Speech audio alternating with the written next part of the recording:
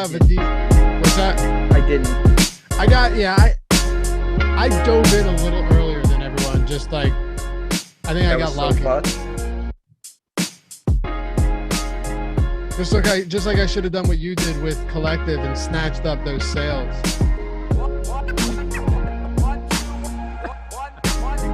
Veracity, though.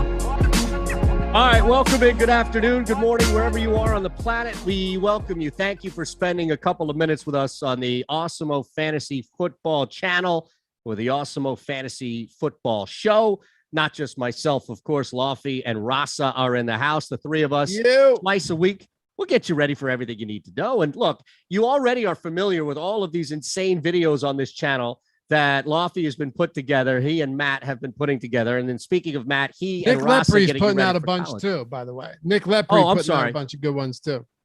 Yeah, we want to make sure that we credit everybody. I don't want to miss anybody by all means, brother. So go down the list. It's like an award show. You hit the 100K views, go down the list and thank everybody, right? That's right, baby.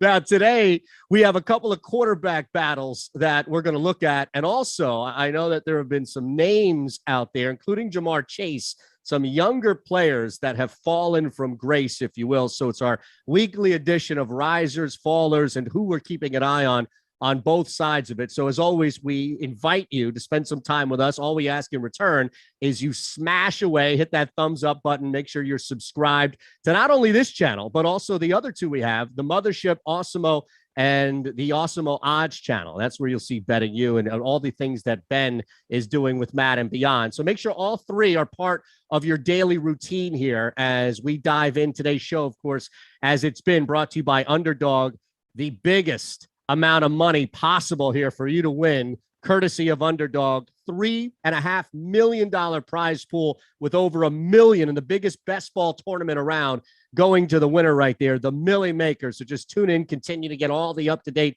NFL news and insight that we have provided for you, and you'll be all set and prepared to win some money. Maybe not the million, but you'll at least win some money, and we can attest to that. All right, gentlemen.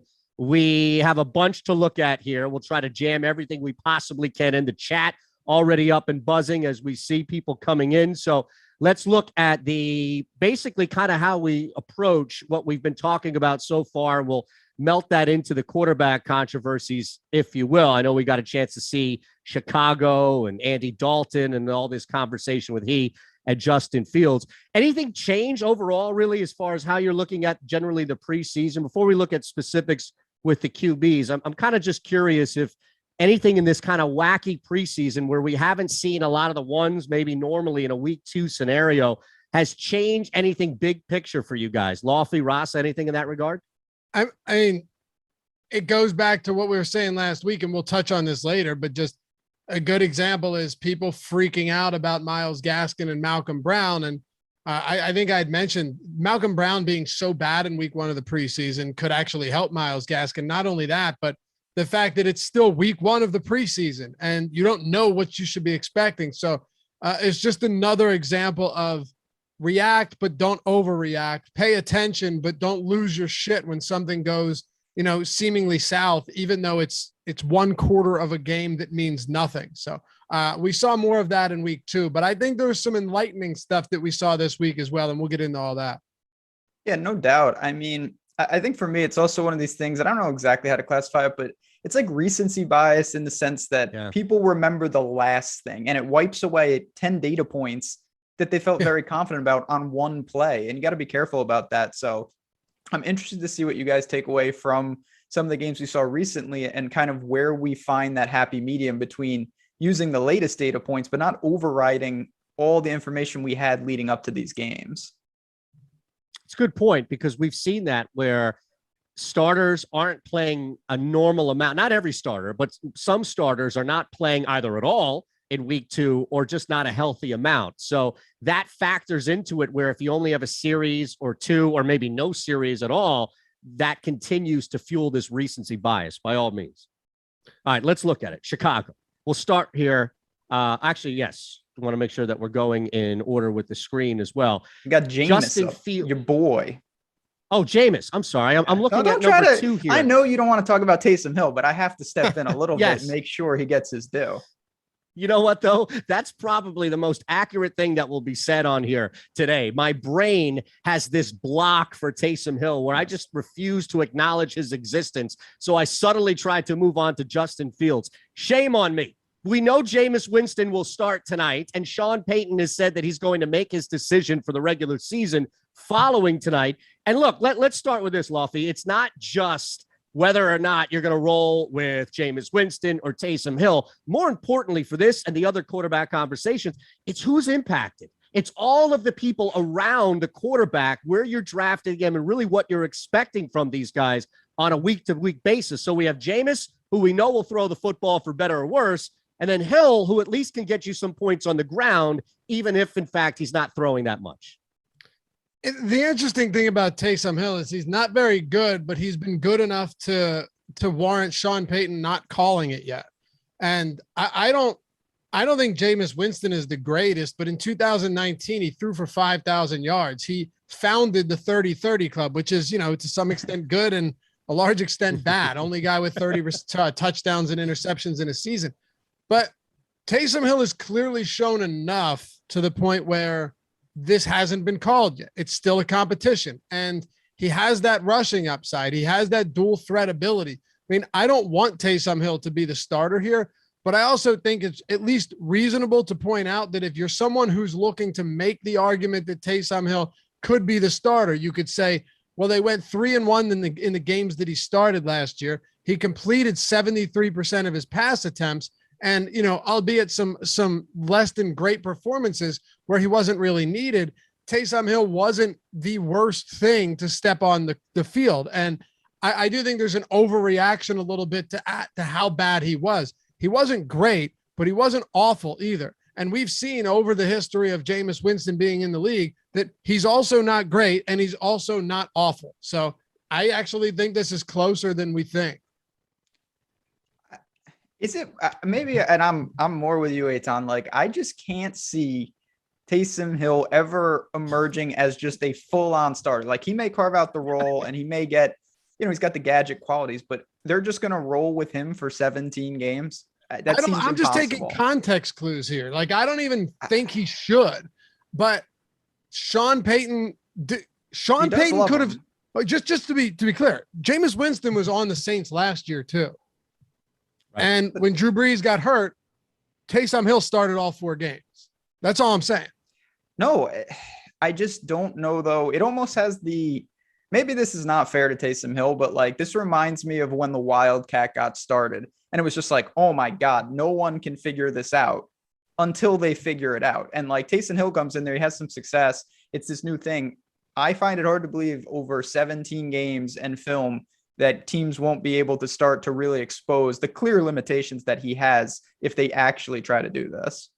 And Sean Payton has to know that. This guy is a Super Bowl winning coach. He's an offensive-minded head coach that has been super successful in a system that he's devised and furthered. He has to know that it's going to take, 2 weeks, if that, to get up on Hill. And look, I think that's the concern that I have as well, which is I would rather, if I'm Sean Payton or somebody drafting people around the quarterback position, anyone in between, I'd rather take the shot on Jameis Winston knowing that at least he's going to throw the ball down the field.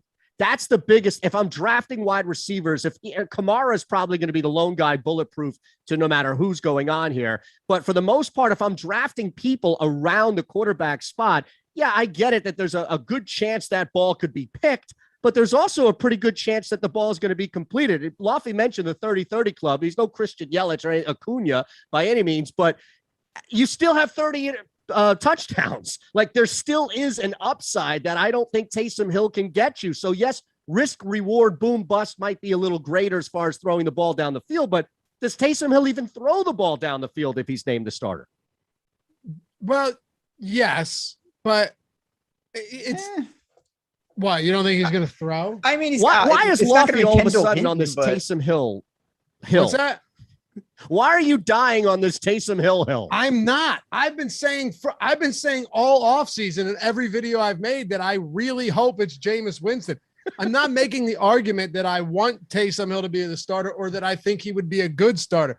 The argument that I'm making is I'm not convinced that it's just a lock that Jameis Winston is the start.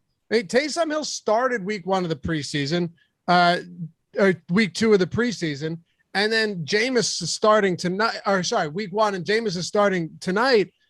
I do think if Taysom Hill is the starter, it hurts Alvin Kamara. He was not very good in those 4 weeks last year. He was targeted in the first 3 games. He had 1 or 3 total receptions. And then he was targeted 10 times against the Eagles because they were playing with a huge deficit. Granted, one of those was against Denver when they had the wide receiver playing quarterback. So there's only so much you can glean from this, but I want Jameis Winston to be quarterback. I have a lot of Marquez Callaway. I have a lot of Alvin Kamara. I have some Adam Troutman. I have a decent amount of this team, and I have Michael Thomas in a bunch of dynasty leagues as well. Hopefully when he returns, he'll be good. Michael Thomas still had a 30% target share when Taysom Hill was in last year, so I'm not super worried about that. But yeah, of course I want Jameis to be the quarterback. I'm just not as confident as you guys are right now that it's a surefire thing that week 1 Jameis is in there and he's going to play all 17. Ben's just shaking his head. That's all I got. No, I mean, that really sums it up. I think it's pretty clear, no matter what you think about who should be starting, it's very clear that if it is Taysom Hill, that is a downgrade across the board for the Saints skill position players. We all know that. That is not what you want to see if you are an owner of Kamara or Michael Thomas or really anybody. There's no way that Taysom Hill helps any of those situations. Is there anybody that becomes, I don't want to say undraftable, but somebody that you now pass that you were looking at in the early to mid rounds? Look, Kamara, it's going to be hard pressed if he's the best available back, depending on where you are in the first round.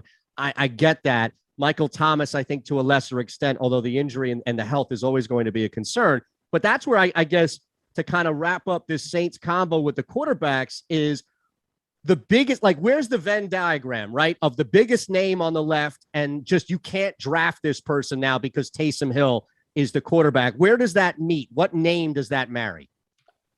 I would still have no problem drafting Kamara, but I'd put him behind Derrick Henry. I currently have him ahead of Derrick Henry. Adam Troutman, to me, who I've been drafting in the late rounds, would be someone I'm really not interested in at all. And then Callaway, I would just bump him down a round or 2. But you have to keep in mind that there's nobody being drafted on this team right now outside of Kamara that's any good in the early rounds. And Michael Thomas, I'm taking shots on him later in drafts because everyone's terrified to draft him. But even he's not going that high in round or in the draft either. So it's Alvin Kamara, but you're still drafting Alvin Kamara in the top 4 or 5 for sure. Yeah, I think it hurts probably a flyer like Callaway where you have a number of options that you can go to. To me, unless the ADP adjusts, I would rather take flyers on situations that are a little more clear. All right, more people popping in. So reminder here, as you pop in, do a couple of things. Thank Jordan, of course, for producing this show. But more importantly, knock on Jordan. He's going to be here as a rock as always. But we want you to hit that thumbs up button, subscribe as well. And look, we're live 2 p.m. Eastern. Monday, we'll be back on Friday. So you want to hit the notification bell so you're not missing anything. And look, the conversation in chat has turned Taysom Hill, thanks to Rasa and our own Nathan, of course, into Ronnie Brown. And that even furthers my distancing away from Ronnie Brown / Taysom Hill. That's all I'm going to say. We know Ronnie Brown here in Philly, Lofty. That did not end well. No, that was the dream team. Yes. And one of the worst decisions ever. That was the Vince Young team. Yes, it was. Yes, it was. Look at that. Tom Blaze already thanking Jordan, already subscribed. It's easy. It's a 1-2 process. That's all you need to have. All right. Awesemo. Yes, the dream. Here we go. I thought we weren't supposed to get Philly in this show. It lasted. That's right. Like 10 minutes. Good job. Hey, keep going. Wait a second. That's not our fault. All right. I don't know if it was you or Nathan who brought up Ronnie Brown, but Ronnie Brown had the worst play ever in the history of the NFL. Happened to be as an Eagle. So it's all coincidence here. It all comes back to Philly. I remember him as a that was Dolphins, Ronnie Brown. I remember the Ronnie Brown Dolphins against the Patriots. Yes. Running the Wildcat and scoring like a rushing touchdown and 2 passing touchdowns. Just amazing. Crazy game. And then it never worked again after that. Yeah, that's Taysom Hill. That's what we're talking about. For sure. All right. I'm going to bring you back to the old Seinfeld episode where George Costanza gets an offer from the Mets and he has to get fired. He can't quit, right? He has to get fired by the Yankees. So he does everything possible. He wears the Gehrig or Ruth jersey where he's got the cherries and everything. He's driving around outside. That's the first thing I thought of when Matt Nagy names Andy Dalton as the starting quarterback. But like, does Nagy have a job offer that we don't know to take over for Belichick after he retires or something? Because why in the world? I don't care who the back, Taysom Hill. I'd rather have Taysom Hill as a quarterback than Andy Dalton because we know Andy Dalton's going to screw you in the you-know-what.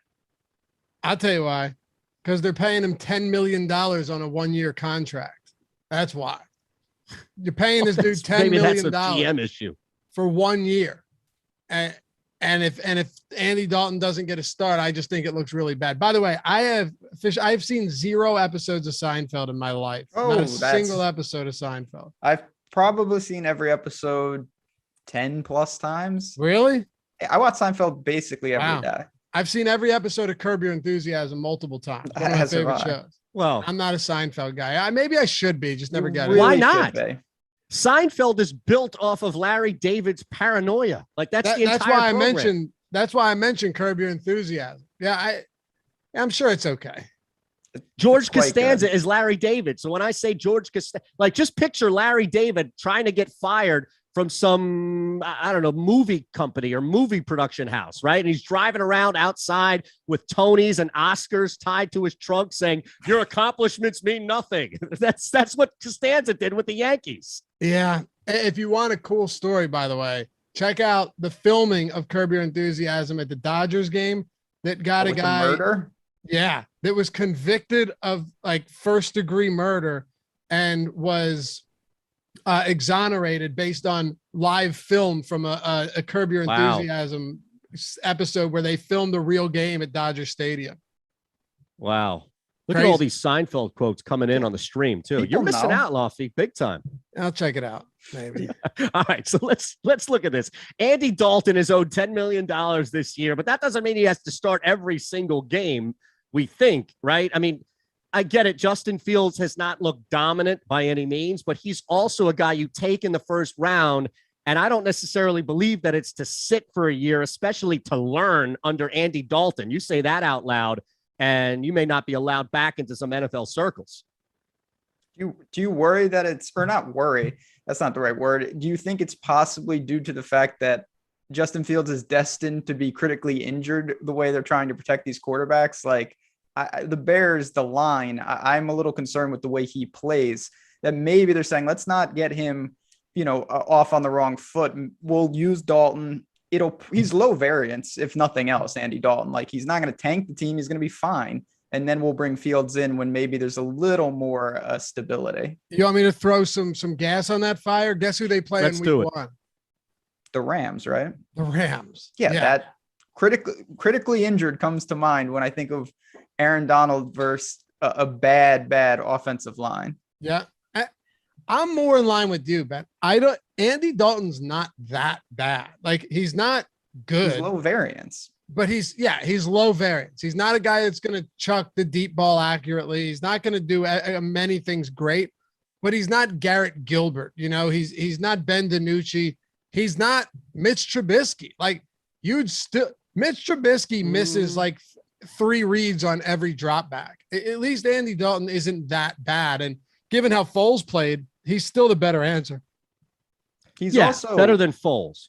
Trubisky's also, in my opinion, super high variance. Like, Trubisky at times, you're like, holy shit, this guy's amazing. And then other times you're like, how is he even in the league? Trubisky's won milli makers for people multiple times. Multiple times, yes. Andy Dalton's never done anything for anybody. No. Either way, he just is there. He's going to be in the bottom handful of QBs in the league, but he's not going to lose games or win games. I think the Bears are somewhat content to hold out as long as they can with Fields. Not long-term, of course. We all know that, but I don't think they want to just throw him in week 1 and see what happens. Is Fields the better? Wow. Dude, sneezing. What's going on over there? Must be the COVID. Is that was for you, Ben. Thank you. Is Justin Fields verifiably the better quarterback right now? Yes, in my opinion, because of the unknown factor. I'll go back to the low variance comment that Ben Rasa just made, which is, you know what you're going to get from a ceiling every single time from Andy Dalton. And I think the line of the show is Andy Dalton has not done anything for anybody. And that's it. Like, Justin Fields has the ability. Also, look, let's just talk about the offensive line, and we can look at the schedule and kind of determine when they may go to Fields. But yes, I get it. On one hand, you don't want to rush your rookie into a suicide situation. But at the same time, if you know that you can't protect anybody, Fields at least has the ability to move around a little more than the Red Rifle, I would think. So I think there's just the unknown factor for me personally, guys, that I would rather go with Fields as opposed to Dalton. But I recognize week one is just a ridiculous uphill battle. I would for sure start Fields. I for sure. But Ben might be right. Like, week one, maybe you just throw Andy Dalton to the wolves. And they're built for that too. Like, in theory, they should be following. I'm not saying they're the Ravens with Trent Dilfer, but that's the team they want to be. Like, don't let your quarterback screw it up. Really good defense. Run the ball. You've got Robinson. They don't need an electric QB. Fields is, to me, the better QB, and it's only going to grow every day. But I don't think it's crazy to give Dalton 4 weeks. You're 2-2, 1-3, and then go to Fields. Well, that would be, let's see, week 4 would be hosting the Lions. Week That's 5 where you go to Fields. Yeah, right.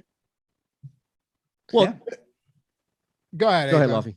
I was just going to ask. The difference between like the Bears, and other teams is that the Bears actually are in a position to win. Yeah. So right. It's not like so many of these other teams that we can hold off on starting our quarter, or even the Jets or the Jaguars right now. Do they want to win? Sure, you want to win, but they're not expected to win. So yeah, I would say if the Bears go 1-2 over their first 3 games, then it's a lot more urgent than it would be if you're just trying to work a quarterback slowly into something on a team that is rebuilding for the future and isn't set right now with a temporary window. Well, how about this? Rollo Tomasi, Mrs. Fields, like the cookie maker, is a better quarterback than the Red Rifle. Not Fields' mom, but Mrs. Fields, the cookie maker. There is a lot of Andy Dalton slander right now going on in the chat. I don't think no one's saying Andy Dalton's good. Yeah. I think he's better than people think, though, maybe, because I don't know. The hate is strong for Andy Dalton. All right, well, let's look at it, right? And let's take this hypothetical. Andy Dalton starts, Justin Fields starts. And, let's take week 1 out of it, okay? Because I think you're right. At the very least, we all can concede that it is just unfair to Justin Fields, especially after this limited preseason, to put him up against that defense and that defensive line with this offensive line. But moving forward, week 2, they make a quarterback change. Andy Dalton stays, right? So it's one or the other. I'm interested because Robinson, I think, is the staple, and he's going to make plays and he's going to get the ball thrown to him regardless. But where does someone like Mooney now factor in as far as where you're looking at drafting and what you're expecting from him? And if it's Dalton, I wonder if we're looking a little bit more at the tight end position as opposed to maybe the deeper spots with Fields. If Fields is starting, it helps Mooney a ton because Mooney is a fast guy that can, catch deep balls and was one of the most targeted players on 20+ yard targets last year. Allen Robinson's fine regardless because he's one of the best 10 receivers in the league. But at the same time, Andy Dalton has locked on to his top guy forever. And I think Robinson would benefit pretty greatly. I'm not worried about Robinson one way or another, but I would much rather have Fields for Darnell Mooney. I would too, but maybe I'm wrong. I don't think it's that big a deal just because I think about it this way. Yes, I'd want Fields. If Dalton is horrible, Fields is coming in sooner rather than later. They have no choice. Sure. If Dalton is good, well, then it's Mooney's not. I'm not saying it's perfect situation, but then it means he's probably playing pretty well and Mooney might be fine and you're going to be okay until it goes to Fields. We all know that regardless, barring something truly unprecedented, Fields is going to be in there sooner rather than later. I don't think it's a big deal initially what happens. I'm really high on Mooney this year. I think he's going to take a step. Clear number 2 receiver in Chicago. Yeah, Miller, that experiment mercifully is over. Yeah. Real quick, before we hit the other quarterback spot, we'll take a break and kind of move around and then return back to the quarterback battles heading into the season. Does this do anything? Like, I imagine, even if it's a slight bump, that Andy Dalton versus Fields is probably going to impact where you take a David Montgomery. Not to say you would not, but maybe it impacts him. Not to the extent I think of Kamara with Taysom Hill, but that's where I'm kind of curious. Just one more element of this battle here is how, if at all, it impacts David Montgomery. I think a little bit, but not a lot. Because Fields is a pass-first quarterback that can run really well. It's not a Cam Newton that vultures everything at the goal line, even like a Josh Allen. I'm not particularly worried about it. I might knock him down a few spots, but it wouldn't be enough to, like, okay, just really quickly here. Right now, his ADP is, where is he at? Over on Underdog, his ADP is 38, and he's going as the RB17 behind Swift, which I'm drafting Montgomery ahead of Swift all day long. I might put him behind Chris Carson. Like, that would be one small move that I would make. They're kind of right next to each other. I could see myself putting him behind Carson, but I wouldn't be willing to move him a lot. Yep. I think that sums it up. Not a huge deal, in my opinion. Swift is a great name, by the way, for an athlete. Stromile Swift has to be on the Mount Rushmore of Swifts, right? Yeah. And DeAndre Swift would be a great name if he's good. If he sucks, it'll be like, what a waste. That's the thing. He's good. You have to live up for it. No, by all means. He's definitely good. This year, am I convinced that he's going to be great on that team? No. You mentioned competing and the Bears in a position to win. That's definitely the spot of our third team here with the quarterback. Another reminder, though, not just to hit the like button and to subscribe to what we're doing here on the Awesemo Fantasy Football channel, the Awesemo Odds channel, and the mothership Awesemo as well. We want you to take advantage of our great promo for you on Underdog. Just use our code Awesemo and we'll match your $25 deposit. That's it. So you can start, if you haven't already, a bunch of best ball drafts. You can start it with our promo code. A lot of you have already done that. So just spread the word to others and they can take full advantage of it. I think of all the three teams that we'll talk about before we kind of move around and come back to another quarterback spot at the end, this is the most intriguing to me with the backdrop of this team can win football games. And the San Francisco 49ers really come into this, depending on what Jimmy G we get, with a legit shot to compete for this division. So even the Bears, who may flame out a little bit, and look, New Orleans is going to rely so much on two guys that are so volatile that it's hard to just pencil them in on anything. The Niners return guys who were out. The Niners return guys on both sides of the football and have a legit group of talent, you would think, to make a shot at the division. So now that factors in when we'll see Trey Lance. And I don't necessarily know if it's as easy of a conversation as, well, Andy Dalton just has to get through a bad D-line, or Jameis Winston has to throw 50 picks before they move to Hill. Trey Lance, as good as he's looked at times in the preseason, may sit just due to circumstance, guys. I'm curious to see where Ben's at on this, because I'm of the opinion that Jimmy Garoppolo is still, this isn't an opinion, but someone that took them to the Super Bowl just 2 years ago, and the entire team was injured last year, including Kittle, including Debo, including most of the defense. I actually wouldn't be surprised. And again, I think, Ben, I might be on an island here, if Garoppolo, assuming he's still in San Francisco, starts more games than Dalton. Maybe I'm crazy. No, I'm actually more on your wavelength than most. I didn't think, different conversation. I was a little surprised that they actually did it. And I mean, clearly they like this guy, and you can see why in some regard, but this team, I mean, just to shift to more my arena for a second, win totals, it's 10.5 and it's juiced to the over. This is a serious team. This is not Great a team where it's like, oh, we're going to see Lance because once they're out of it, they want to get him reps. Like, this team is trying to win. They're going to play the best quarterback. And if Jimmy G starts and they're 5-1, 6, and he's going to keep playing, obviously. They're not going to make a move just to make a move. So I'm not convinced. I think it's close. This is obviously not Dalton and Fields for a lot of reasons, But I think this is a situation, the team is so good. If they get rolling and they're back to the best defense and running it down people's throats, I would almost, in some regard, want to lower the variance and use Jimmy G and just try to rekindle what Lofty said. This is a Super Bowl caliber team just a couple of years ago. In a damn tough division, too. Maybe the toughest. Yeah, I think it is.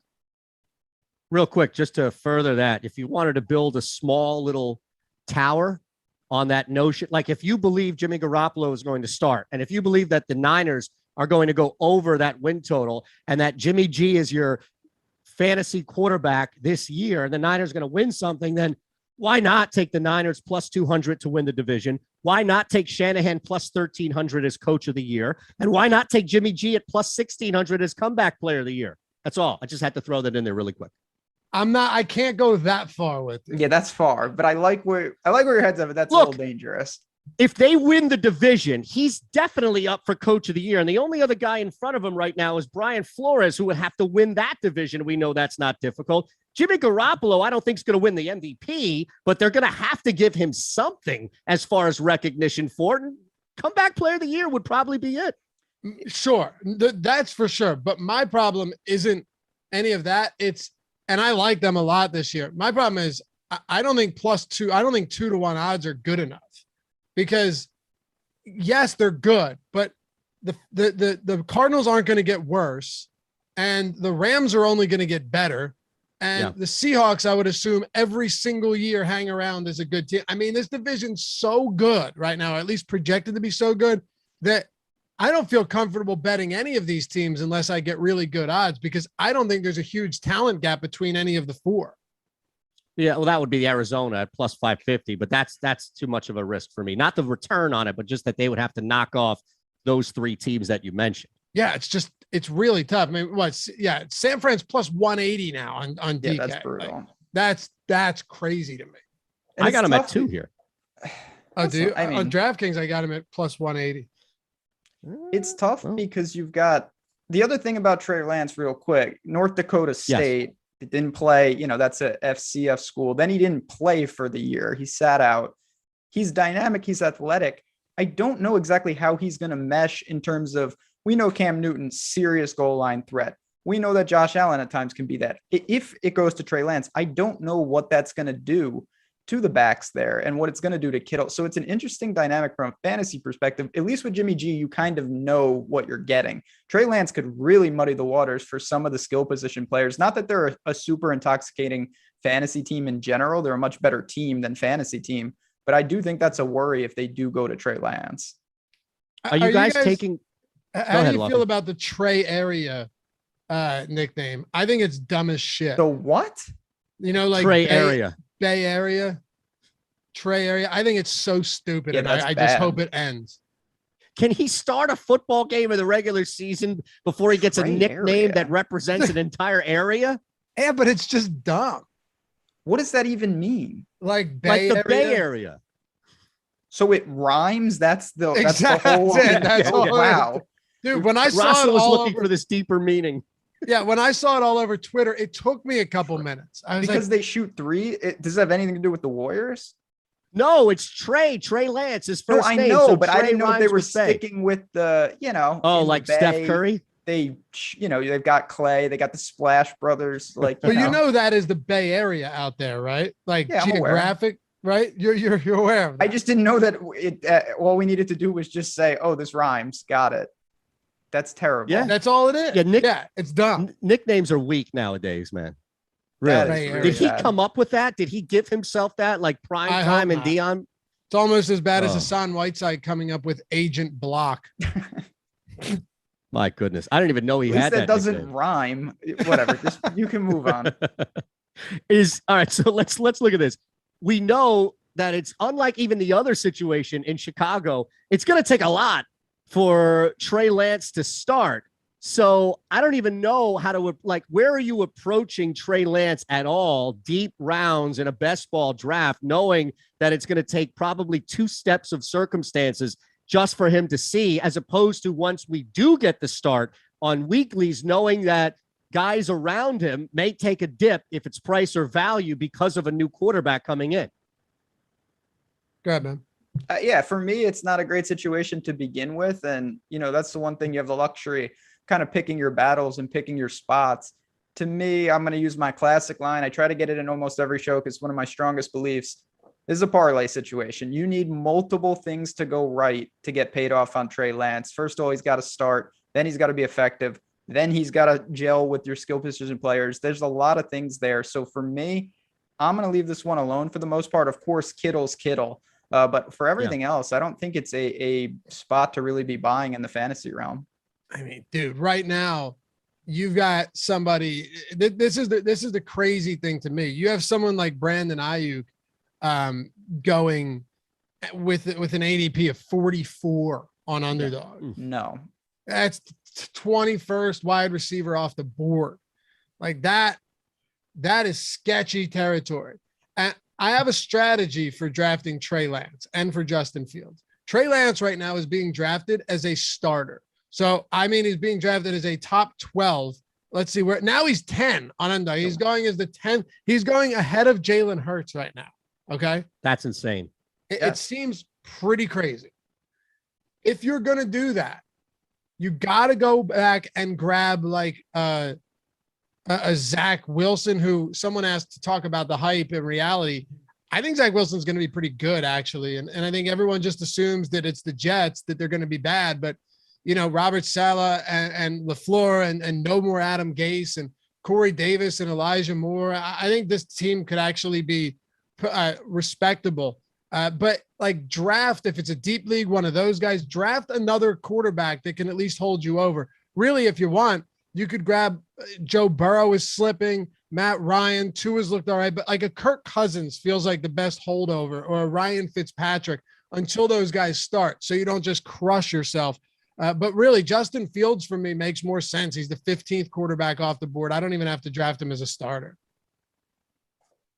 Totally agree.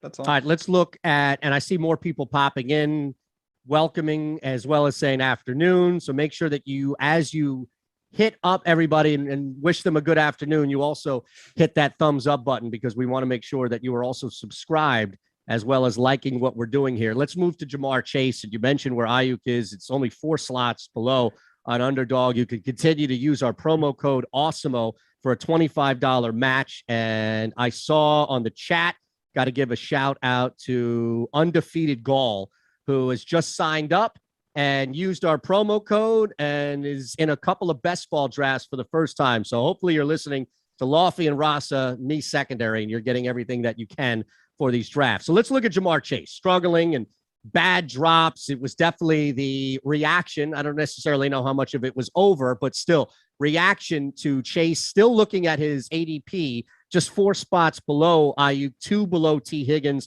at 48th overall, the 24th wide receiver on Underdog. So how are you even approaching this, knowing that it's the preseason, it's a micro of what's happened, but there's been some bad hovering around Chase as well. Here's what I think, that I don't care if he's dropping passes in the preseason or a training camp or not. I just think he's being drafted too early. Like, people get so hyped, and Ben, I don't know where you stand on this, but people get so hyped on players that they ignore the fact that Tyler Boyd was on pace for like 130 targets last year or 160 targets last year before Burrow went down. And that T. Higgins, who had a great rookie season, is the first round pick in the second round. And that you have a healthy Joe Mixon, 48th overall, 24th receiver off the board, with or without the preseason woes and the training camp woes. To me, for a guy that's already kind of been crowned as the next amazing wide receiver, and he probably will be, I'm not willing to take that leap yet. That's my 4th round pick. Yeah, it sucks because I really like Jamar Chase. But again, this is where you have to separate that from what's actually going on. People are overbuying, and that makes it tough because a lot of the value is being sucked out. You mentioned them. Mixon returns, at least now he's healthy. Who knows how long he'll hold up, but when he's healthy as well, it really helps. I do want to speak to the other side, just on the drops. Jamar Chase, 2 years ago with Joe Burrow, dismantled everybody in college. He was the best receiver on a team with Justin Jefferson. Then he didn't play. He opted out. So he hasn't played in a full year. I don't think it's that big a deal that he's maybe a little rusty having taken that much time off. So I'm not worried about him. What I'm worried about is what Lofty said, that people have already if you evaluate Jamar Chase is going to be amazing and whatnot, it's already factored into where he's going. So you're not getting that much from that if you're right. And if you're wrong, you're in huge trouble because you really spend it up and reached a bit to get him. I think he has 6 career drops in college. He's going to be just fine. At LSU. Yeah. So I'm not worried about that. I'm worried that we're already looking at him as a completely developed, high functioning NFL receiver with no question marks or uncertainty. That's all. Yeah, and I think there are 2 separate conversations, or there's a main conversation, and people may try to insert that secondary conversation about drops to justify doing opposite of what Lofty said. So this is what I mean. I know it's a convoluted statement, but you have on one hand, or really the bigger issue, which is, as Lofty laid out, whoa. The talent evaluation of Jamar Chase to where he's being drafted doesn't match up. He's being drafted too high. What I don't want people to say now is, whoa, you guys just told us that the drops aren't that big a deal, so that justifies where I'm taking Jamar Chase. If anything, I think the drops, and we've seen this, T.O. led the league in touchdowns as well as drops. You can overcome drops if you're catching footballs and, most importantly, scoring points, right? So I don't want people to convolute this conversation and turn around and go back to their best ball drafts on Underdog after they used our promo code Awesemo for a $25 match and say, hey, I heard from Lofty that the drops aren't that big a deal. Rasa told me on the show that drops aren't that big a deal. So let me go ahead and take this guy 40th or 38th on the draft board. No. It's mostly, if not all, about where the evaluation is when he's catching the football, not supplementing the conversation about drops. Does that make sense? Yeah, for sure. And there's also word that he might be losing snaps early on to Auden Tate. So that doesn't help either. Does T. Higgins bump up now if people are looking at Chase incorrectly, whatever that definition of incorrectly is? What does that do for T. Higgins? I think the whole team is valued high right now, so I wouldn't really bump anyone up that much. I like Higgins and Boyd, but I think they're already, the whole team is valued really high. Yeah, just don't say Joe Mixon is overvalued. Ross will get upset with you. That's what I was about to say. That's the one guy that I think you can make a case for, but we're going to be talking about this on every front. It's not just season long in best ball. Number 1 DFS stack in week 1, it's going to be the Bengals. A lot of people are going to want to play them because they have a ton of dynamic playmakers, but it's still a team. I'm going to say it every show that I'm on. Penny Sewell should be a Bengal, and I like Jamar Chase, but they got serious issues on that line. I want to see exactly how this all meshes. Can we get you in a Mixon jersey just for one show?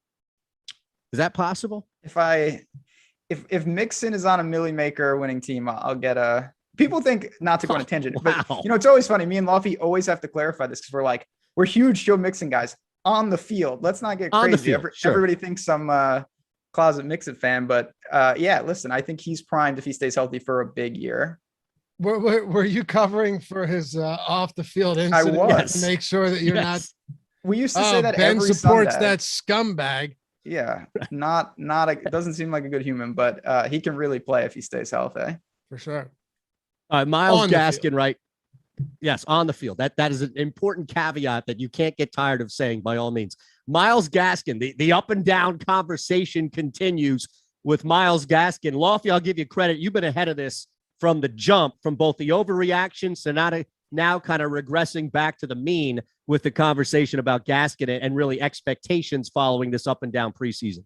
And I might be wrong, but what I'm saying is the overreaction from week 1 led to people just deciding, not to draft him and to tell me in one of my videos why I'm an idiot, which is, you could pick a million reasons for that. Miles Gaskin not getting as many snaps as Malcolm Brown in week 1 is probably the worst reason you could give. But then Miles Gaskin played in the first quarter in week 2 and was dominant, scored twice, was great as a pass catcher, great as a rusher.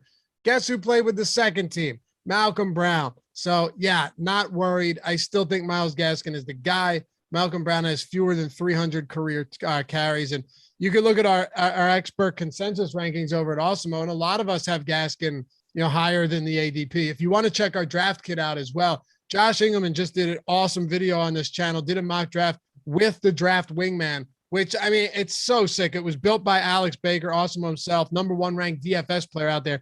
And by Steve Buzzard and Sean John and Eddie Lai. These guys have legitimately over $7 million in fantasy winnings for their career. And they put this amazing tool together. It's $9.95 for everything. And we have best ball functionality as well, built into that. $9.95 if you use the promo code WR. Check it out. But yeah, you'll see Myles Gaskin. A lot of us are higher on him than others. Yeah. The other thing that I found weird about this whole situation, sometimes I get it when you have a rookie. And we've talked about this a lot on the show already. It's like, how good is this guy? Where is he going to fit in? Not that Myles Gaskin is a veteran, but he's also not a nobody. Like, we know that he's pretty good. I was stunned to see overreaction on guys that have some reps in the league already. So you've got him and Brown. It's not a situation where I'm overly panicked, even with what we saw. And I think clearly now we're all seeing why you shouldn't have been panicked. We said this a couple of weeks ago on this very show. Just everyone calm down. And a guy like Myles Gaskin is one to take advantage of. For sure. Yeah, our own notorious fantasy on the chat, Gaskin falling into the 7th round of underdog drafts last week as a result of recency bias. If he ends up being a 3-down back, Gaskin is the cheapest 3-down back you're going to get. And if he's being drafted in the 7th round, that means he's going to be drafted behind guys who are in clear timeshares or totally uncertain situations on their respective teams. 7th round Myles Gaskin, you should absolutely be taking that risk every single time, even if we're not positive that he's going to be the 3-down back. All right, let's look at another quarterback controversy, if you will, battle, if you will, and talk about Teddy Bridgewater before we get out of here. But let's start up in New England. As we saw Mac Jones move the ball, again, vanilla offense, vanilla defense, 2s and 3s, but was able to make some throws. And this is where I am really interested in the exterior, right? The guys, the cast around, the supporting cast, if you will, around these two quarterbacks. So let's start with Newton versus Mac Jones. We know that there's a bunch of guys coming back. This team should technically compete at the very least for that second slot in the division. So now we start to look at where we are with both the quarterback spots, but mainly guys around him, be it the running backs we know that they like to throw to, and even somebody new like Nelson Aguilar. Coffee? No, first of all, is it raining in Philadelphia? Because if we didn't get this hurricane, it's raining harder than it was for the hurricane right now. Like 30 minutes ago, we just got an insane, it just, the skies opened up, downpour, and then it stopped after 10 minutes. I think it came up here. I don't know how it traveled that fast, but anyway, before I lose power, let me get my Cam Newton thoughts out. I will say one, I've been very impressed with Mac Jones. I thought he looked a lot better. A lot of people said, well, it's easy to play quarterback at Alabama. You've got Najee Harris, you've got Devontae Smith, you've got Waddle. Anyone can do that. This guy looks good. We brought up on this show, he's had a couple really nice deep balls that have been dropped already. It's just a question for me with Cam. He always looks good at the beginning. Can he hold up? What are the chances that Cam Newton plays, the full season, even if he's playing well? His shoulder, I don't know. I'm not trying to play doctor. So it's one that I have a feeling that Cam will get the first shot. He obviously is a death to a lot of skill position players, the way he plays. It just seems like realistically, though, at some point, Mac Jones is going to take over, and I think they won't miss a beat, to be honest. I think the guy looks good. He does. I think he looks good. He's played well. And I think we talked about it on Friday, right? His numbers and his play would look a lot better if those 3 deep balls that he put on the hands of his receivers weren't all dropped, all 3 of them. So yeah, there's a lot to like about Mac Jones right now.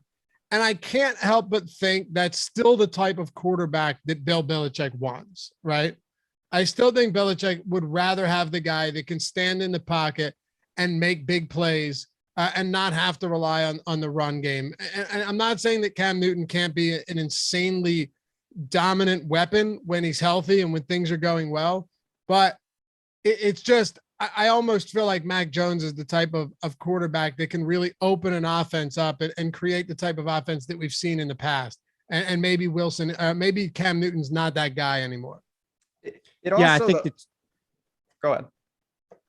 I was just going to say the one killer about Cam Newton and just the way he plays, it's such a hard thing to do in the middle of the season if you have to switch, because the entire offense is schemed around the way he plays. Mac Jones and Cam Newton they don't play similar at all. So it's such a big drain on your team. And it's why, like, the Ravens, you know, behind Lamar, they've got some quarterbacks that are also able to run that same system. And that makes a lot of sense. But if you go to the switch here, it's going to take a completely revamped offense to make it function. Yeah. And just to add to that, before we talk about Teddy Bridgewater and bounce out of here, just looking at, there are three things I would look at as far as the trickle down effect, right? Mac Jones is starting immediately. Guys like Aguilar and Bourne's value, I think, increase exponentially because, you know, at the very least, they're going to take more shots down the field. I'm really intrigued to see what Aguilar can do up there based on what he's done as far as reviving his career out in Vegas. But the flip side of it is, how much does the running game now get impacted with Cam Newton as the starter? He's the goal line threat. He's the guy that's going to take it, and they are going to use him a lot to run the football as well. Laufey's brought this up a couple of times, the touchdowns that he rushed for last year. So while it's, I think, an easy solution to bump up a couple of wideouts with Mac Jones starting, until we get there, there's this cloud of what to do with running backs in New England once Cam Newton is the starter. I would be way higher on Damian Harris if Mac Jones was starting these games. Now, Sonny Michel actually looked really good last preseason game, and maybe you have a bit of a timeshare, but it appears now that Damian Harris probably gets the majority of work. I'm not entirely convinced, but it does appear that that could be the case. I mean, LeGarrette Blount had a 18 rushing touchdown season with the Patriots only like a handful of years back in 2016. You can be a running back in this system that scores a lot of touchdowns. You can't be a running back in this system that is expected to score a lot of touchdowns if Cam Newton is your quarterback. It's true. Okay. For that awkward pause is because Rasa and I have this thing on our show meetings every time in the morning where we both jump in at the same time. And then we each say, nope, I'm not going to go. I'm not going to go. That's true. Until Ben finally throws his hands down and says, shit, I'm not saying a word until you say something. Vow of silence. Teddy Bridgewater. Look, I think the only guy that might be bulletproof in all of this is probably Jerry Jeudy, right? When you look at the conversation back and forth about who the quarterback can or will be, Teddy Bridgewater is the starter. So we can look at it from that point of view. But if there is anybody else that steps in, Drew Lock specifically, the one guy I think I'd still be confident in would be Jeudy. But really with Bridgewater, what does that do now for the conversation around him outside of a Jerry Jeudy? I like Sutton more than Jeudy. So do I. If he's healthy, I mean, that's a guy who is on the cusp. Okay. I think he is healthy. And all reports have suggested that Sutton's good to go. So, this guy gets no, I just did a video, must draft players that get no respect, right? We used the Dangerfield drop at the beginning of it. Good stuff. Check it out. It's here on the channel. But like Sutton gets no respect, man. He's being drafted after Jerry Jeudy right now, who led the league in drops behind Deontay Johnson, even though he didn't see nearly as many targets. KJ Hamler and Jerry Jeudy had the two highest drop rates in the league last year. So, you know, among anyone with 50 plus, I think Jerry Jeudy is going to be very good. Do not get me wrong. Guy creates a lot of separation. He's a good route runner.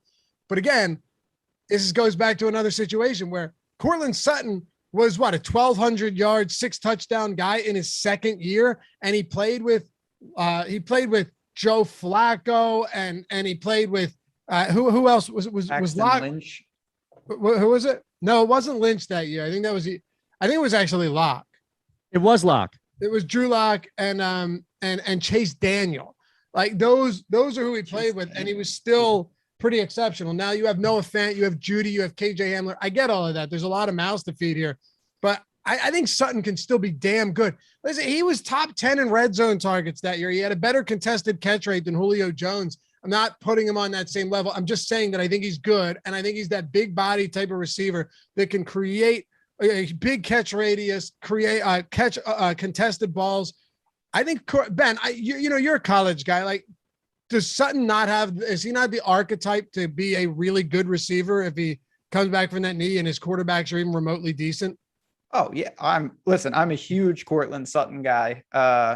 He reminds me of Jalen Reagor in a lot of regards. That's neither here nor there, but Sutton was on the cusp. And I think Denver low key has a pretty good unit of skill position players on the outside and even the backfield with Melvin Gordon. And certainly everyone's talking about Michael Carter. This, the other part of that beast at North Carolina was Javonte Williams. So they've got everything. But of course, what we're talking about here, who can get them the ball? Because Drew Lock, I'm a Drew Lock guy. It's not happening right now. And Teddy Bridgewater, certainly the lower variance option. There's no doubt about that. When you've got a skill position, blanket like that, I think you go to Bridgewater and just say, all right, don't screw it up. You've got weapons everywhere on the field. Just deliver the ball. And I think he'll probably be more effective week in and week out in doing that. Last year, Curtis Samuel, DJ Moore, Robbie Anderson, Mike Davis, all on the same team, all with Teddy Bridgewater quarterback. All of them had 1,000+ yards from scrimmage. So no, Teddy Bridgewater is not an elite quarterback that's going to stretch the field all the time, but all of those guys were pretty damn good last year. I'll leave you with this nugget. I don't know anybody that covers the spread better than Teddy Bridgewater either. I don't know what it is. His teams cover, man.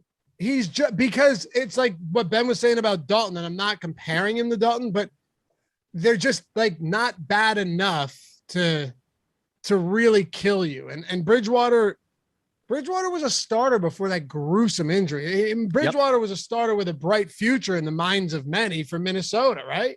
Yeah. So. Deadly accurate in the mid game too. Before he gets hurt, one of the most accurate mid throwers that we've seen, especially in the minimal time that he was in the league. So yeah, there are a lot of positives here by all means. Look, we've got more quarterbacks. This stuff isn't going to go away. I'm sure we'll touch on Carson Wentz, Deshaun Watson, some other big things heading into the weekend, the final preseason weekend, but really this is all about gearing you up for the regular season. So make sure you're following everybody, not just the channel, but us on Twitter at Lofty_D, at JazzRazDFS, at Shander Show for me. Thank Jordan one more time in the chat. Make sure you use our promo code Awesemo for a free $25 match on Underdog. And for Ben, Dave, Jordan, the crew, we'll see you all Friday. Have a great day. Enjoy the week. Peace.